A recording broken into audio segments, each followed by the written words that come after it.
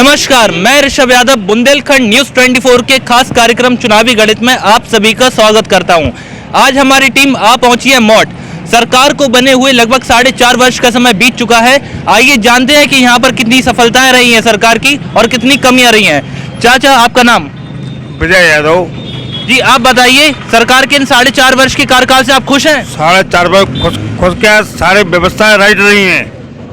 हमारे दीपनारायण सिंह जी ने इतना बड़े काम किए हैं। हर गांव में नल लगवाए थे। आज इस जवाब विधायक ने एक नल नहीं लगवाए किसी गांव में। जी, आप बोलिए, खुश हैं यानी बस इतना? खुश का कोई जी, आप बताइए, आपका नाम? शीलन सिंह। आप बताइए, सरकार के 4.5 वर्ष के कार्यकाल से आप खुश हैं? नहीं। कारण बताइए, क्यों नहीं है? क्या किया है सरकार ने? कुछ नहीं किया है।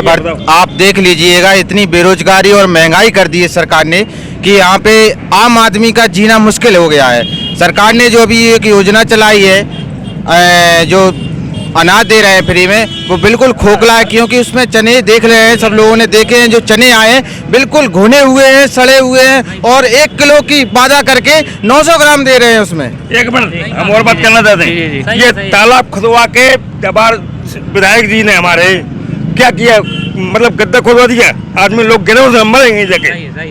इसको जरा खुल के बताइए आप।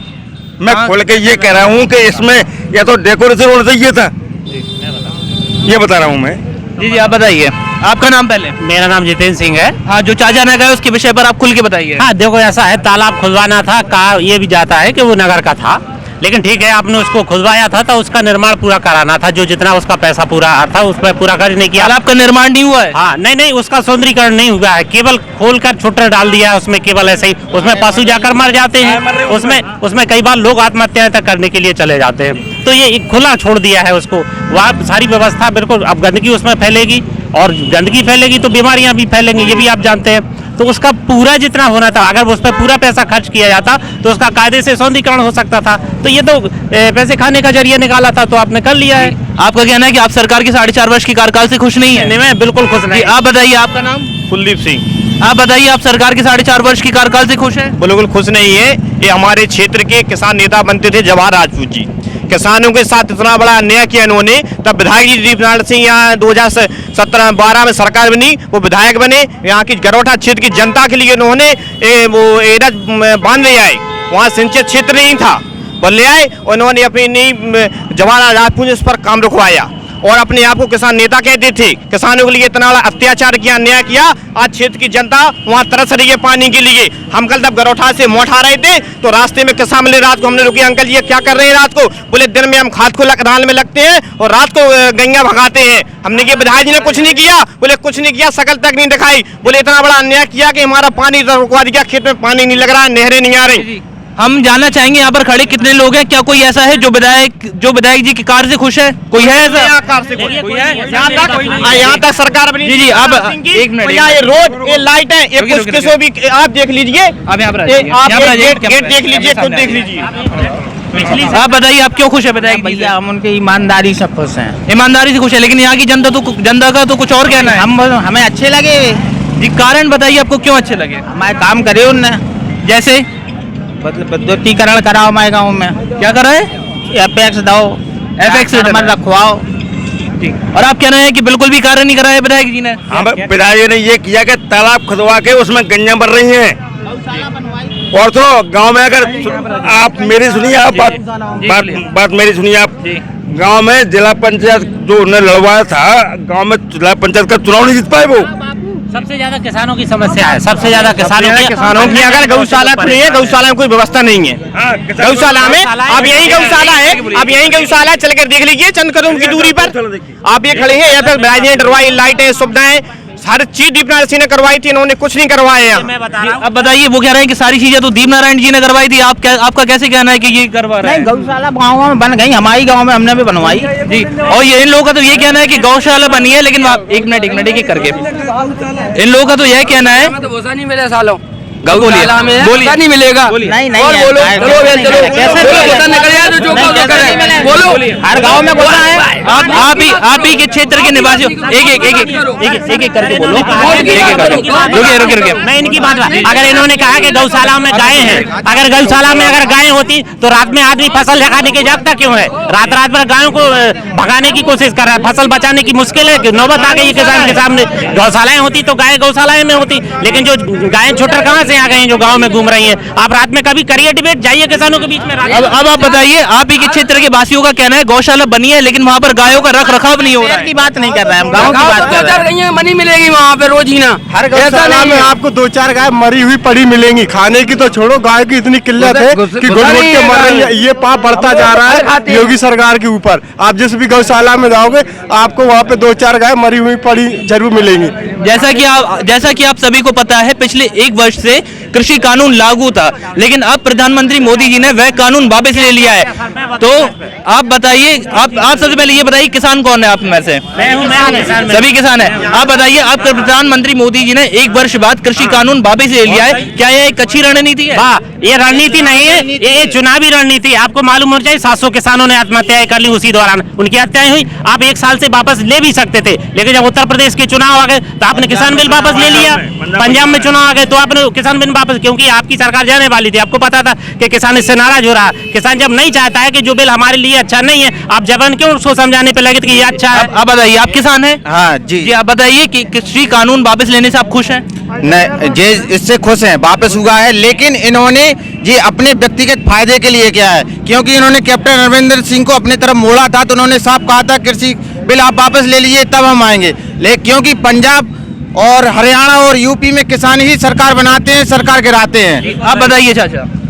ये है कि इन्होंने कभी अच्छा काम किया ही नहीं। अगर किसी गांव में नल लगा हो, माने हमारे दीपनाथ सिंह जी विधायक थे, हर गांव में नल लगे थे। आज किसी गांव में कोई नल नहीं है, कोई व्यवस्था नहीं है, किसी गांव में रोड नहीं है। किसानों के लिए आप किसान के बारे में बताइए, कृषि कानून वापस ले लिया है, नहीं किसान सब रो रहे हैं। किसानों के लिए सबसे अच्छा था, लेकिन सरकार तो कह रही है कि हमने कृषि कानून इसलिए वापस लिया है क्योंकि किसानों को हम शायद समझा नहीं पाए उनके बारे में। जो बताइए आप, अगर हमारे बोल फायदे की रहे हैं। बात होती तो किसान हमें समझते ये क्यों नहीं बताइए, समझते? उनके सब लोग यहाँ पे खुद 3 प्रांत के किसान समझ नहीं पाए। क्या किसान बिल्कुल नहीं पढ़ा लिखा है? लेकिन सरकार का ये भी कहना है कि वहाँ पर किसान थे ही नहीं, वहाँ पर तो विरोधी दल के लोग बैठे हुए थे। वो तो कह रहे हैं अकालवादी थे, फलाने थे, जातिवाद थे। आतंकवादी तक कहते हैं। क्यों? किसानों को फिर क्यों वापस लिए जब किसान नहीं थे? क्या दबाव आया आप पे कि आपने वापस ले लिया? अगर सरकार झूठी नहीं है तो सरकार का एक मुद्दा हम अभी बताते हैं। टीईटी का पेपर आउट हुआ था, उन्होंने कहा था, ये मीडिया के सामने कहा था 30 दिन के अंदर करा के देंगे। आज भी डेट नहीं, निश्चित नहीं है। प्रभावित डेट है 23 जनवरी। 23 जनवरी प्रभावित की गई है, लेकिन संभावित कि हम विचार करेंगे उस पर। लेकिन आज भी उन्होंने 30 दिन का जो वादा किया था उसमें विफल हो गए। फिर वादा किया था कि बच्चों को अपने सकुशल रोडवेज से वापस घर भिजवाएं बिना किराया के, लेकिन ऐसा नहीं हुआ, किराया लिया गया था। आप बताइए, आप कृषि कानून वापस लेने से खुश हैं? अपना नाम बताइए पहले। मेरा नाम संगम यादव है और मैं कानूनों से तो खुश हूँ साहब, लेकिन एक बात बताइए, जो ये कह रहे हैं भैया वही बात है सीधी कि अभी ये सिर्फ राजनीति फायदे के लिए है। ये कृषि कानून वापस सिर्फ राजनीति फायदे के लिए लिया बस गया? यही है। क्या आप लोगों को लगता है कि अगर वे जीत जाते हैं तो कृषि कानून वापस लगा सकते हैं? दोबारा आएगा। यहाँ पर कितने लोग ऐसा मानना है कि वह कृषि कानून वापस लगा सकते हैं? कानून अच्छा था तो फिर वापस क्यों लिया? और खराब था तो लाए क्यों? और 700 किसानों लगे फुल कांडूगा। मंत्री जी के लड़के ने गाड़ी कुचार दिया किसान को। लखनऊ में बैठे नेता उनके घर संतान देने नहीं गए, वो अपने आप को किसान नेता कहते हैं। ये किसान विरोधी सरकार है बिल्कुल, उद्योगपति पूंजीपति और अंबानी को इशारों से चल रही सरकार है, डबल इंजन वाली। इसमें कुछ बड़े उद्योगपतियों को फायदा है, जो छोटे व्यापारी हैं। अभी आप किसी ठेले वाले से पूछ लीजिए उसकी कंडीशन क्या है, केला बेचने वाले से पूछ लीजिए। आप किसान हैं, से पूछ लीजिए। आप किसान हैं, हम आपसे पूछना चाहेंगे इस सरकार में किसानों को क्या क्या और नुकसान हुए हैं? इसमें सबसे पहले खाद की किल्लत है। आप खाद उपलब्ध नहीं करा पाए ठीक से। और सुनो, और लाइन लगा रहा है किसान, ठीक है, खाद नहीं, महंगाई बहुत ज्यादा है किसान के लिए। आपको मालूम है डीजल पेट्रोल किसान की सबसे बड़ी जरूरत है, वो सबसे महंगा है। अब आदमी करेगा क्या खेती में बताइएगा? अगर सारा उसका डीजल ही खरीदेगा क्या करेगा? आप बताइए, आप भी किसान है क्या? बिल्कुल है सर। तो बताइए किसानों की और क्या क्या समस्या है इन सरकारों की समस्या है सर, इस सरकार में शुरू से लेकर लास्ट तक किसानी के लिए समस्या है। इसमें तो सिर्फ जो जो उद्योगपति हैं उनके लिए बहुत बढ़िया है, बाकी हम लोगों को तो मरना ही मरना है। जी, किसानों की समस्या जरा खुल के सामने रखिए, क्या क्या किसानों की भाई समस्या है? किसानों की सर समस्या ये है, 5 बजे से सुबह वो आ जाता है सोसाइटी में खाद के लिए और शाम को 5 बजे उसको पता नहीं रहता है उसे मिलेगा भी कि नहीं मिलेगा। क्या खाद में कालाबाजारी हो रही है? खाद पे कालाबाजारी तो होनी ही होनी है सर। हो रही है। प्राइवेट वाली दुकानों पे आप ले खाद आपको उपलब्ध मिलेगा, लेकिन उसके साथ एक 300 रुपए 400 रुपए का थैला जो मिलता है साथ में, जिसकी कीमत कुल 80 रुपए होती है, उसको 300 रुपए में लेना पड़ रहा है। क्या आप लोगों ने इसकी शिकायत की है? शिकायत की है, कई बार शिकायत की है, लेकिन उससे कोई फायदा नहीं है। सुनने वाला कोई नहीं है। सुने को फिर साहब रक्षा की भक्षा बन गए, सुने को अब मैं आपको एक विधायक किसान नेता करते हैं, तब किसानों की बेनी सुने तो अधिकारी कैसे सुने? आप जो यहाँ के विधायक हैं वो कहते थे हम किसान नेता हैं, तो वो आप हमें ये बताइए काहे के किसान नेता है? लेकिन सरकार का रुकिए एक एक करके बोलिए, एक एक बात करके। सर ये है कि उनके बस का कुछ नहीं है, सिर्फ चिलम पीना है, बस शाम को सोना है। उसके अलावा कुछ नहीं। लेकिन सरकार का तो यह कहना है कि ये जो किसान की खाद की समस्या है, ये ज्यादातर बीजेपी वालों का यह कहना है कि ये सपा वाले कर रहे हैं। सपा वाले क्यों? सपा वालों के पास पहले खेती नहीं थी क्या? अभी खरीद ली उन्होंने बीजेपी में। अरे आप सुनो, सहकारिता मंत्रालय किसके पास है? अमित शाह जी के पास है कि नहीं? उसके अंडर में जो भी अधिकारी आते हैं उन लोगों का ये कहना है कि कालाबाजारी सपा वाले कर रहे हैं। सपा वाले कहाँ के? सरकार आपकी है, सरकार आपकी है। कालाबाजारी सपा वाले, सरकार तुम्हारी। सर जबरदस्ती का थोपना हो गया सपा वाले। प्रशासन जब आपके हाथ में है तो सपा क्या कर लेगी? जी आप बताइए। जब प्रशासन उनके हाथ में है तो सपा वाले क्या कर लेंगे? सारे बाबू सारे अधिकारी सब आपके अंडर में है, आपके अनुसार काम कर रहे हैं, फिर क्यों सपा वाले? अच्छा, हम यहाँ पर ये जानना चाहेंगे, क्या कोई ऐसा शख्स है जिसको बीजेपी से खुशी हो, जिसकी कोई भी है? किसी को हो भी नहीं सकती भाई, अगर उसको बाई चांस भूल हो तो दोबारा नहीं होनी चाहिए। जी, आप युवा हैं, हम ये जानना चाहते हैं सरकार ने 4.5 वर्ष में युवाओं के लिए क्या किया है? कुछ भी नहीं किया है, पेपर लीक किए हैं, सब कुछ किया है, और छात्र स्कूल पढ़ने के बेचने का काम दिया है। आप बताइए, आप युवा हैं, सरकार ने इन 4.5 वर्षों में क्या किया है युवाओं बोला के लिए? था कि 2.5 लाख नौकरी देंगे। आप देखिए अभी नौकरी का आया था कि टीईटी का पेपर लीक हो गया, बोला 30 दिन में पेपर होगा, पेपर नहीं हुआ। इसके बाद व्यापारी है, समस्या है काफी सारी। आप भी खुश नहीं है युवाओं को? बिल्कुल नहीं है जी, आप बताइए, आप भी युवा हैं, सरकार ने इन 4.5 वर्षों में युवाओं के लिए क्या किया है? कुछ नहीं किया। क्या किया? आपको सब कुछ पता है। जी, कुछ भी नहीं हुआ। कुछ भी नहीं हुआ है। इन महंगाई की समस्या को लेकर परेशान हो गए हैं, जीएसटी लागू नहीं कर पा रहे हैं ये लोग पूरी तरह से। हर साल कभी खाने पे बदलते जीएसटी, कभी कपड़ों पे जीएसटी बदलते, कभी 18% कभी 28% करते हैं। समझ रहे हैं आप? जी, महंगाई की समस्या भी एक बहुत बड़ी समस्या है। लोगों का यह मानना है, एक मिनट, लोगों का यह मानना है कि महंगाई दिन पर दिन बढ़ती जा रही है। आइए हम जानते हैं यहाँ के लोगों से महंगाई की समस्या को लेकर। आप बताइए, महंगाई को लेकर और क्या क्या समस्या है? महंगाई से आम आदमी का बजट गड़बड़ा चुका है। उसके दोनों टाइम वो अपना एक टाइम अगर सब्जी बनाता है तो दूसरे टाइम उसी से काम चला रहा है। इतनी महंगाई, तेल सरसों का तेल 200 रुपए कर दिया गया है। भारत कृषि प्रधान देश है, फिर भी यहाँ ऐसा हो रहा है। जी, आप बताइए, महंगाई की समस्या को लेकर आपका क्या कहना है? महंगाई की समस्या के लिए ये कहना है कि बहुत महंगाई करती है इस वक्त। आपको क्या लगता है कि क्या आपको ऐसा लगता है कि महंगाई की समस्या कोरोना की वजह से हो सकती है? नहीं, कोरोना की वजह थोड़ी है, टैक्स है। टैक्स टैक्स बढ़ा रहे हैं वो लोग, सरकार टैक्स बढ़ा रही है, और डीजल पेट्रोल को जीएसटी के अंदर नहीं ला रही, इसलिए रोड टैक्स बढ़ रहे हैं, सारे टैक्स बढ़ रहे हैं, इसलिए महंगाई बढ़ रही है। जी, आप बताइए। कहते हैं बीजेपी ये कह रही है, नारा दे रही है सर, बीजेपी हर आयोजन में नारा दे रही है कि इस बार 300 के पार। इस 300 के पार का मतलब है इस बार सरसों का तेल 300 के पार जाएगा अगर ये लोग दोबारा आएंगे तो। इस बार डीजल 300 के पार जाएगा अगर ये दोबारा आएंगे तो। ये है इनका, ये लोग झूठ बोलते हैं, ये कहते कुछ है करते कुछ है। सबसे ज्यादा झूठी सरकार राजनीति के इतिहास में अब तक किसी ने देखी नहीं। लोग त्रस्त हैं, आप हल्के बड़े किसी से भी पूछ लीजिए, सारे लोग परेशान हैं, इनके झूठ से परेशान हैं। ये लोग बोलते ज्यादा है, काम कम करते हैं। ये सरकार सिर्फ बोलती ज्यादा है, काम कम करती है। हाँ, बोलती बहुत ज्यादा है। वहाँ 5,000 करोड़ का तो शिलान्यास इनका पक्का ही पक्का है। मान लो ये 5,000 करोड़ दान कर देते हैं। सरकार तो कहती है कि हमने 2 लाख युवाओं को रोजगार दिया है। वो रोजगार हमें एक आध तो देखे। ये कहाँ है वो रोजगार, कहाँ है हुआ 2 लाख? मोड़ क्षेत्र में किसी की भी नौकरी लगी हो, कहाँ रोजगार मिला है बताइए आप? बिल्कुल नहीं हुआ। पेपर पेंडिंग डला है आज आप कोई भी पेपर उठा लीजिए, आपकी एसआई कर आपने आंसर की दी है, उस पर रोक लग गई है।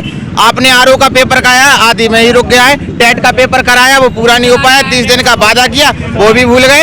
सरकार 2 करोड़ रोजगार देने की बात कर रही थी, तो क्या वह सफल हुई है? हाँ, 2 करोड़ रोजगार दिए हैं पकौड़ा और चाय बेचने वालों। 2 करोड़ नहीं, एक कंपनी खोल रखी है उनने।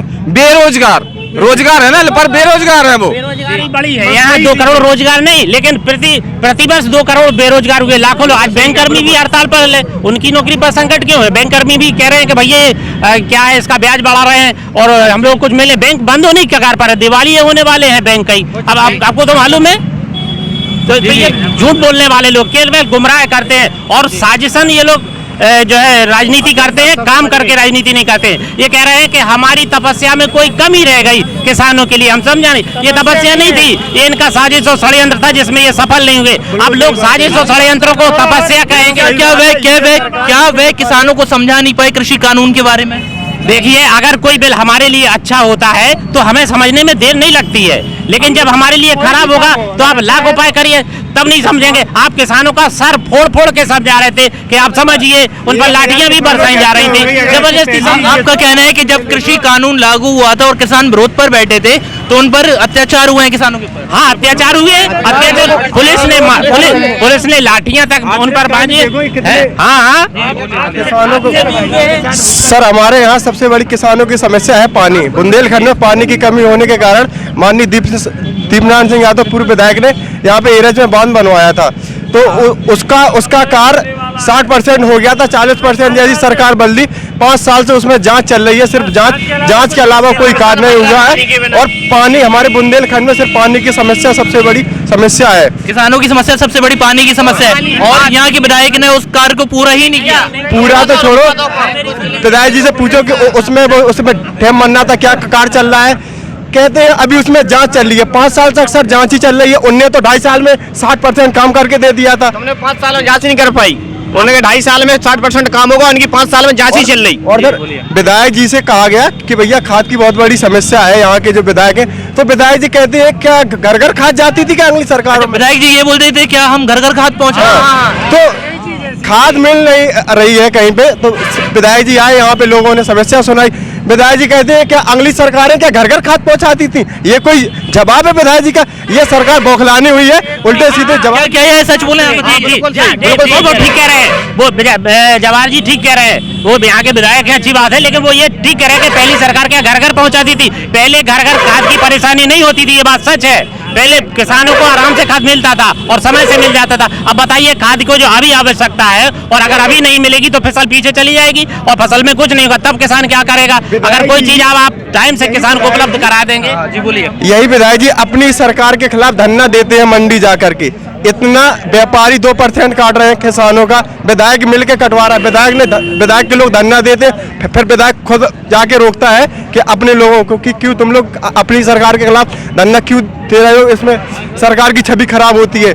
ये सब विधायक का कोई काम ही नहीं है। इस यहाँ पे गरौटा विधानसभा में 5 साल के अंदर कोई विकास कार्य नहीं हुआ है। हाँ, उनने इतना अच्छा विकास किया है कि बगल में अच्छा खासा ग्राउंड था, पार्क टाइप था, लोग वहाँ टहलते थे सुबह से, वहाँ पे पार्किंग की व्यवस्था थी, तो उसको खुदवा के पड़वा दिया कि उसमें जाके अभी गाय 2 दिन पहले वहाँ पे एक गाय मर गई, उसके अंदर चली गई, पानी में डूब के मर गई, फिर उसे निकलवाया गया। विधायक जी कोई कार्य नहीं है, सिर्फ जुमलेबाजी की सरकारें चल रही हैं। यहाँ पर बताइए विधायक जी से कितने लोग खुश हैं? कोई है यहाँ पर खुश? यहाँ पे जैसा कि आप देख सकते हैं यहाँ पर विधायक जी द्वारा किए गए कार्य से कोई भी खुश नहीं है। अब हमें बताइए कि पूर्व विधायक जी ने ऐसे क्या कार्य किए थे जिससे आप खुश हैं? पूर्व विधायक दीपनारायण सिंह यादव जी ने यहाँ पे सड़कें बनवाई, लाइट की सुविधा अच्छी की, यहाँ पे व्यापारियों को सुविधाएं दी हैं। आज देख लीजिए इस सरकार में अभी एक व्यापारी के साथ दिन के 11 बजे, सुबह 11 बजे लूट हुई थी यहाँ पे, उसका पैसों से भरा बैग छीन के ले चले गए। और विधायक जी ने दीपनारायण सिंह यादव ने शिक्षा के क्षेत्र में काम किया, जो गुरसराय क्षेत्र से झांसी यहाँ से जाते थे, टीकाराम महाविद्यालय खोला, गुरसराय में महाविद्यालय खोला। लेकिन सरकार का तो इसके विपरीत यह कहना है कि हमने तो गुंडा राज खत्म किया हुआ है। वो तो कुछ भी कहेंगे उन्होंने, हम कह रहे हैं कि उन्होंने तो चाय की दुकानें खुलवा दी हैं। पुराने विधायक दीपनारायण सिंह ने 1001 गरीब बहनों की शादी की है। अगर गुंडा राज था इस क्षेत्र में तो आप विधायक कैसे बन गए? एक सामान्य आदमी थे इस क्षेत्र से। अगर गुंडा राज था तो आप कैसे बन गए? लॉ एंड ऑर्डर अगर उस समय खराब था तो अभी वर्तमान से 3 महीने पहले ब्लॉक प्रमुख के चुनाव, जिला पंचायत के चुनाव, ग्राम पंचायती के चुनाव में आपने प्रशासन के दम पे चुनाव क्यों लड़ा? अर्थात आपको पता था कि जनता हमारे विरोध में, हम हारने वाले हैं। इस बार इस क्षेत्र के विधायक जी की ही नहीं, प्रदेश से भाजपा की और केंद्र से आने वाले समय में केंद्र से भाजपा की विदाई तय है। लोग तैयार हैं। आप लोगों के हिसाब से कौन सी सरकार सबसे अच्छी सरकार थी? जो काम करेगी राजनीति में, संविधान हमारा कहता है, उसकी पहली भूमिका है we the people. This is our constitution right to meet our empire at any time. हम अपने नेता से कभी भी किसी भी समय मिल सकें, जनप्रतिनिधि हैं। अगर हमें कोई आपके हिसाब से ऐसा कौन प्रत्याशी है, जैसा कि आप बोले हैं कि वह आधी रात को भी मिलने के लिए आपसे तैयार हो जाए? हम अतिशयोक्ति और बढ़ाई नहीं करते हैं, लेकिन इस क्षेत्र की पूरी जनता जानती है। इस क्षेत्र से पूर्व यशस्वी विधायक माननीय दीपनारायण सिंह यादव जी रहे हैं। उन्होंने जाति धर्म की राजनीति नहीं की है। राजनीति कहती है न्यायति इति नायका, जो अपने लोगों को, जनता को आगे लेकर के चले, वो राजनीति का व्यक्ति प्रतिनिधित्व कर सकता है। आप बताइए, आपके हिसाब से कौन सा ऐसा प्रत्याशी है जो आप लोगों की सुनता है? दीपनारायण सिंह यादव जी, आप बताइए। दीपनारायण सिंह यादव। क्या यहाँ पर सभी का यह मानना है? दीपनारायण सिंह यादव ने किसानों के लिए बहुत कार्य किए हैं। जैसे एक तो आपका एरल डैम, हम लोगों ने विधायक जी के सामने समस्या रखी कि विधायक जी हमारी खेती तो अच्छी है, बस हमें पानी की समस्या बहुत बड़ी समस्या है। विधायक जी ने कहा जैसी सरकार बनेगी एरल डैम मैं बनवा के दूंगा, चाहे जो हो जाए। जैसी सरकार आई, विधानसभा में सबसे पहला प्रस्ताव रखा गया कि एरज का बांध बनना चाहिए बुंदेलखंड में, झांसी जिले में। जैसी सरकार आने के बाद विधायक जी ने काम करवाया, 60% काम हो गया। जैसे ये सरकार बदली, हाल के ताल उन्होंने काम को रुकवा दिया, कहते हैं इसमें जांच घोटाला हुआ है, ये हुआ। क्या आपका यह भी मानना है कि सरकार ने शिलान्यास करके आधा काम कर चुकी थी, लेकिन अभी की जो प्रेजेंट की सरकार है उसने उसका उद्घाटन किया है?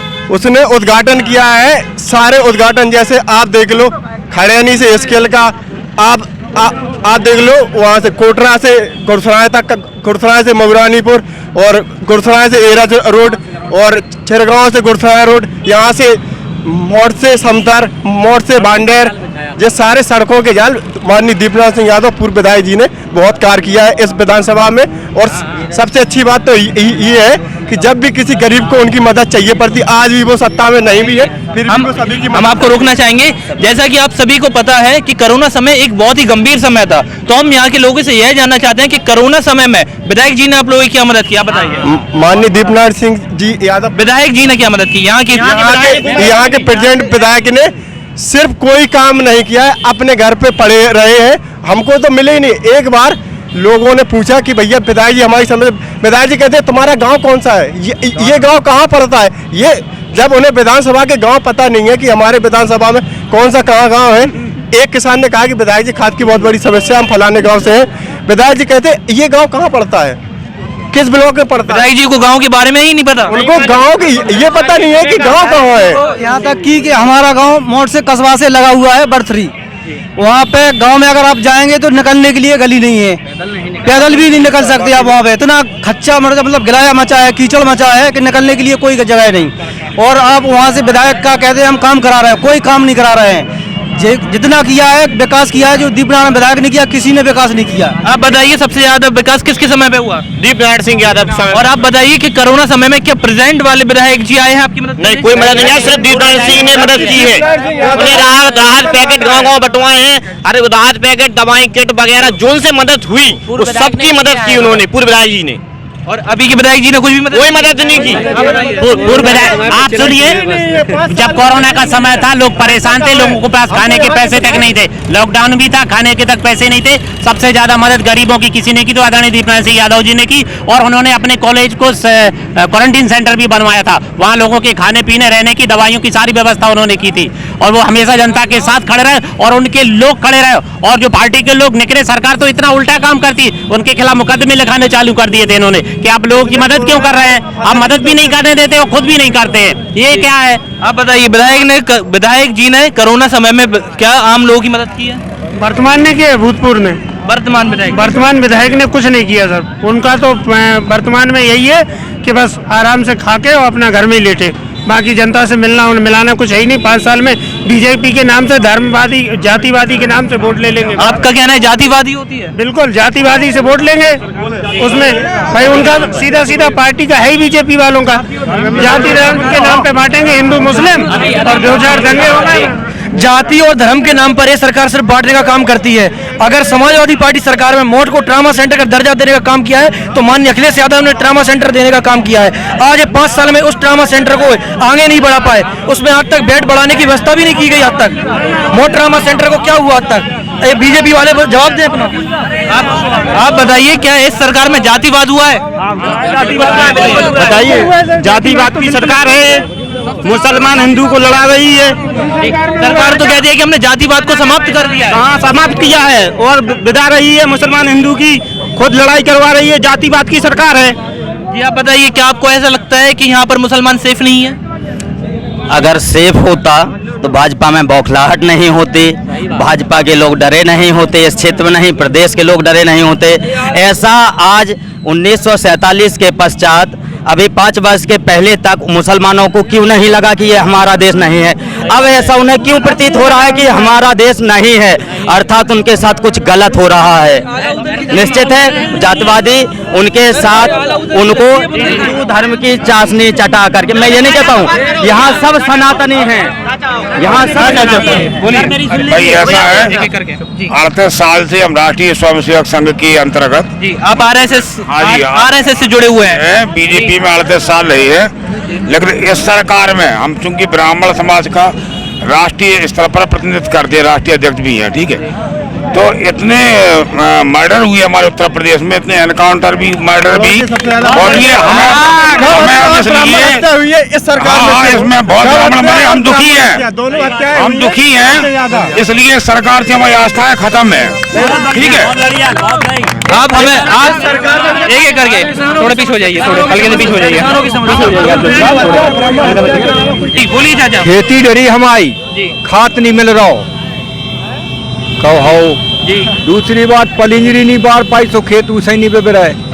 आप सरकार से परेशान है? सरकार से परेशान है, किसे हैं? आप बताइए, और क्या क्या कारण है जिससे कि आपको ऐसा क्या लगता है जो सरकार को किसानों के लिए करना चाहिए था और उन्होंने नहीं किया? बिल्कुल नहीं किया, कछु नहीं किया। आपको क्या लगता है कि क्या होना चाहिए था सरकार में? अरे हम लोगों को तो बस सुविधा मिलना चाहिए थी, वो सुविधा मिल गई नहीं।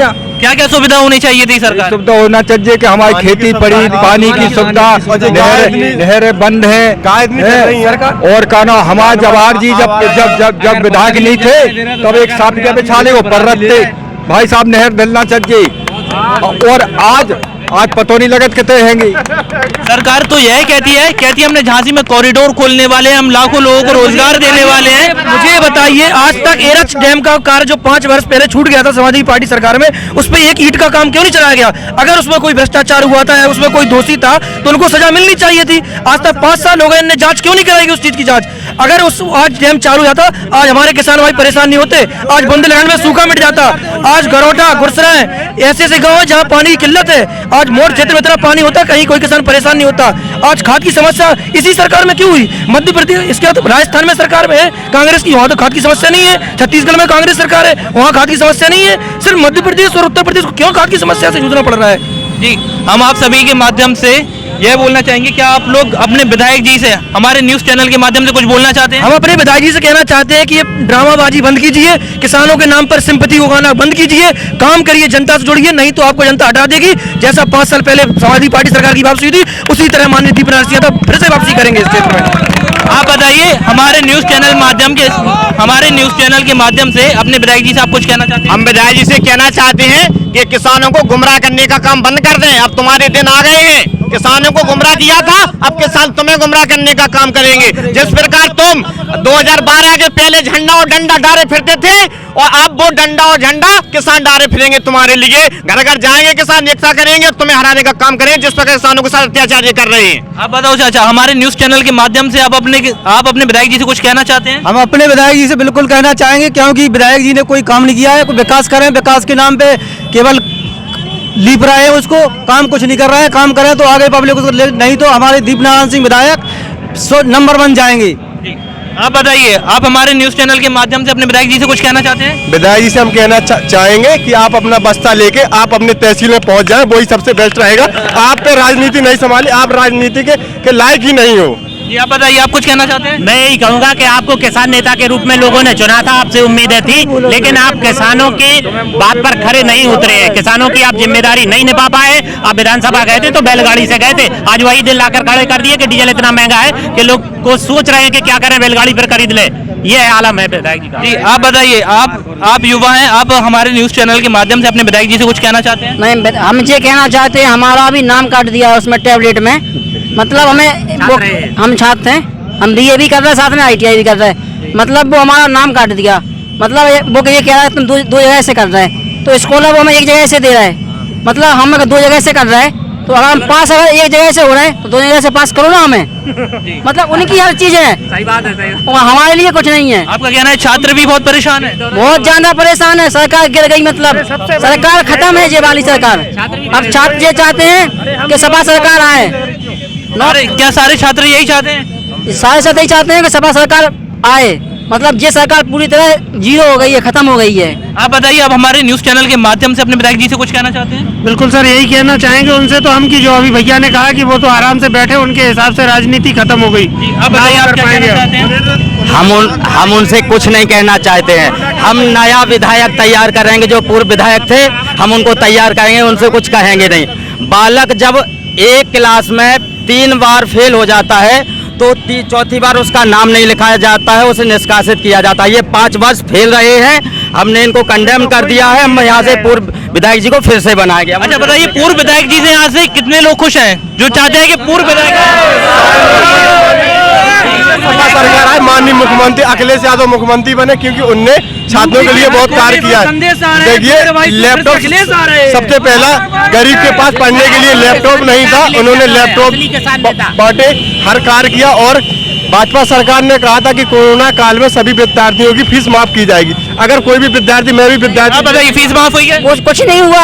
अगले सरकार में लैपटॉप मिले, ये टैबलेट और फोन दे रहे हैं। आप बताइए, आप फीस माफ हुई? फीस माफ नहीं हुई, बिल्कुल। अखिलेश भैया जब थे तो तब लैपटॉप मिलते थे। लेकिन ये सरकार तो ये भी कह रहे हैं कि हम भी लैपटॉप बांटेंगे। कहते हैं, करते नहीं है, कहते हैं करते नहीं है। सर सुनिए, अखिलेश यादव खुद कहते हैं कि बाबा जी को खुद चलाना नहीं आता है, लैपटॉप वो बांटेंगे कहाँ से?